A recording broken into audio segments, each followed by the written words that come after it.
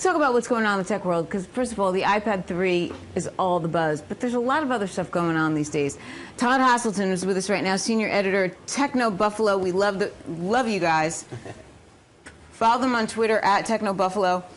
Okay, before we get to the iPad 3, sure. What do you got in your hands? This is the new Galaxy Note 10.1 from Samsung. It was announced last week in Barcelona. We were there on the show floor. So it's very similar to the Galaxy Note that launched on AT&T. There's a big Super Bowl commercial, huge phone in the United States now. And so it's got a lot of similar technology and the stylus here, and we can get it to work. Wait, but you use a pen.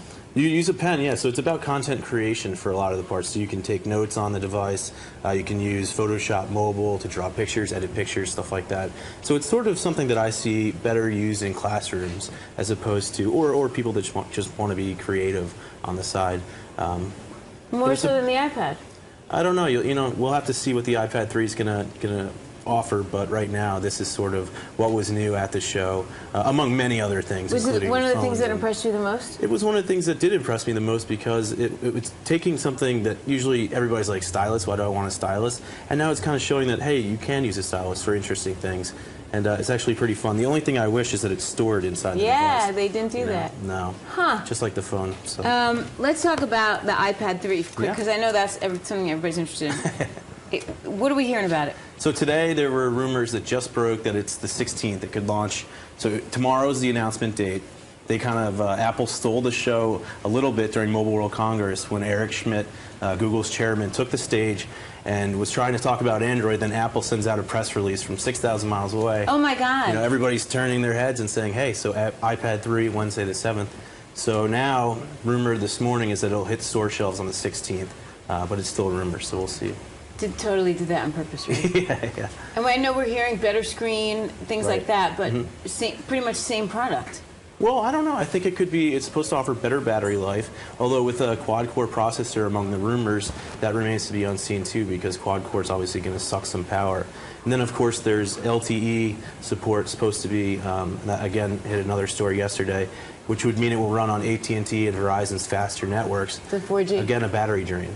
So it could be a little thicker in order to balance out. Right, we did hear that. Power. Tell us again about the quad-core. Quad-core. So quad-core is huge. That was also big in Barcelona. What it will enable, I think, at first is better gaming. But I think right now you have the power from NVIDIA Tegra 3. That's the chip that was mostly announced in Barcelona. But you have the power. It's just now up to developers and software creators to sort of see what we can do with that power, right? So you have enough there, but we don't really know what we can do with it yet. And I think Apple will have to show that on stage tomorrow. And I think all of these phone manufacturers that are announcing quad-core devices are really going to have to show us what can be done with that. So quad-core is the way to go? Well, I'm not sure yet, because right now we have dual-core at the high end. Yeah. And quad-core processors that were announced in phones, HTC One X, for example, it will launch as a quad-core phone in Europe. But in the United States, it has to be dual-core because the chipset currently doesn't support AT&T's faster networks. So it's sort of, we still have to wait to see, you know, what can be done with quad-core. HTC is generally like ahead of the pack, though, right? Yeah, they've been really good at getting ahead with the best phones, the fastest. It was one of my favorite phones when I first started, like when, you know, the cell phone craze started. Yeah. So, okay. We're waiting to hear on what happens with this quad-core. Right. Let's talk, though, about this notion that your phone or your tablet is pretty much... You're only going to need one thing, I think, at the end of the day, right? You're not going to need a computer at home and a laptop and... Yeah. Right? And there's two fronts to this convergence. So a company called ASUS is trying this with their Pad phone, which is a powerful phone that then sort of plugs into the back of a tablet to then power the tablet. And then you can plug the tablet into a keyboard to create a laptop. So that's kind of interesting new way to do it. But then you have Microsoft's Windows 8 operating system, which has a beautiful tablet interface, easy to use, sort of going after the way Apple does things, where you don't have to think too much to get what you need. But then you can plug in two monitors, get the full desktop experience, something that we haven't seen before either. So you get power and ease of use depending on where you need it. Because it's the power that you were missing with the iPad, right? Because I've seen people with iPads and keyboards, it looks like a little laptop. Right. But you're not getting a full desktop experience. And so what Microsoft's trying to do is give you that tablet experience, and then the option to plug in monitors and a mouse and a keyboard, and then use it as you would sort of Windows 7 right now with a full desktop computing experience. What were some of your favorite phones? My favorite phone, I would say the One X from HTC because it's so powerful. Unfortunately, it'll come a little less powerful when it lands on AT&T. Yeah. There's also the LG Optimus 4X HD, another quad-core phone, really beautiful display, really nice phone. Nokia's Lumia 900, we already know that's coming to AT&T in the United States. They announced that at CES this year. But it's a huge announcement for Europe because all of a sudden now they have their own flagship product, and Nokia has always been pretty huge in the European market. Do all these phones trump the iPhone? That's up to the user, I think. You know, right now I carry an iPhone, but I also carry an Android device from time to time. In Barcelona, it was great to have an Android phone because I was able to star places on Google Maps. And it was easier to get around, something my iPhone couldn't do.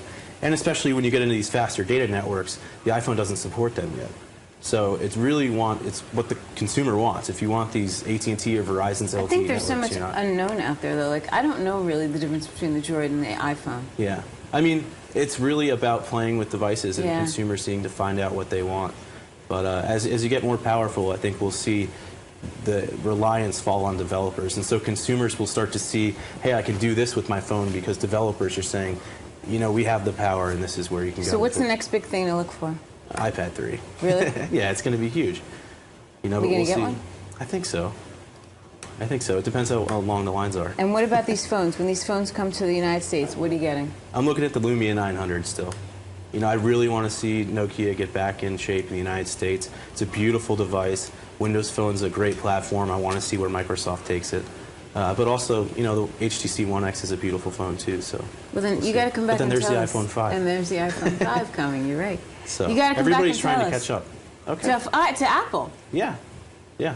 They're all Interesting. trying to sort of pre-plan what Apple's going to have and sort of get their devices out first so that people are talking. Apple still wins at the end of the day, though, no? I think so. When Yeah. Apple talks, people listen. Seems to be, right? Yeah.